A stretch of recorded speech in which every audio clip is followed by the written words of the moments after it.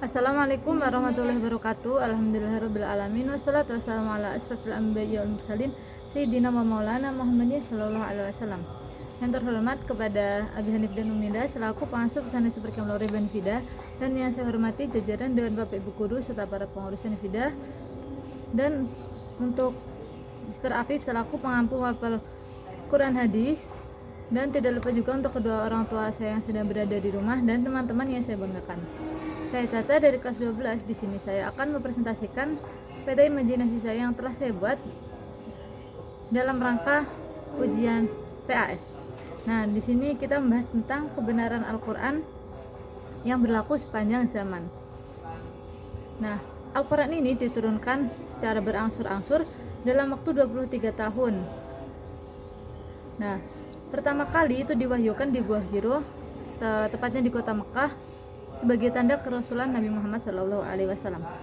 Nah, di sini ada 3 poin. Yang pertama adalah komposisi dan pembagian Al-Quran. Kemudian yang kedua, Makkiyah dan Madaniyah Al-Quran.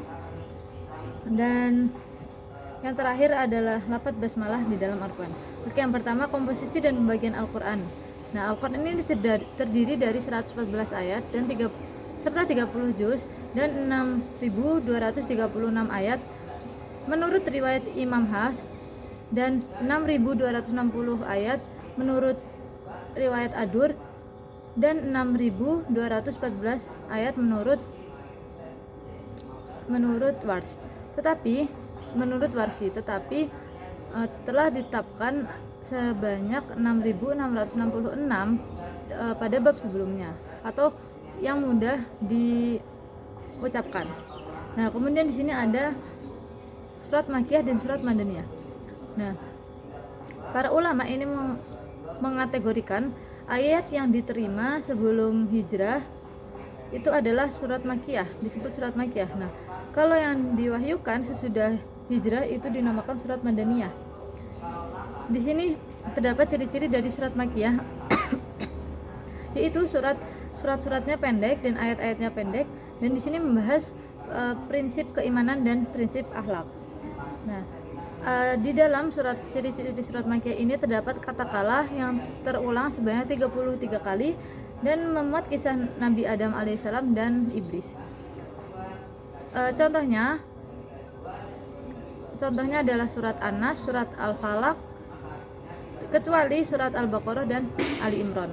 Kemudian ada ciri-ciri dari surat Madaniyah, yaitu surat dan ayatnya itu panjang dan terdapat rincian hukum tauhid, sosial, dan hukum hudud. Nah, di sini ada contohnya, yaitu contoh dari surat Madaniyah yaitu Al-Baqarah, Ali Imran, Makro atau Ruku.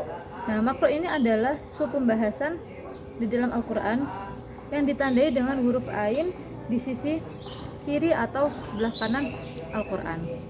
Ya, kemudian poin ketiga di sini adalah lafaz basmalah, merupakan ciri pembukaan Al-Quran yang terulang sebanyak 114 kali, tetapi selain surat At-Taubah, tetapi tetap terulang sebanyak 114 kali karena di dalam surat An-Naml terulang sebanyak 2 kali.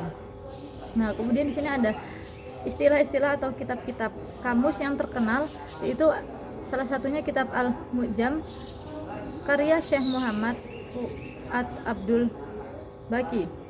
Oke, sekian dari saya. Apabila ada salah kata mohon maaf. Wallahu muwaffiq ila aqwamit thoriq. Wassalamualaikum warahmatullahi wabarakatuh.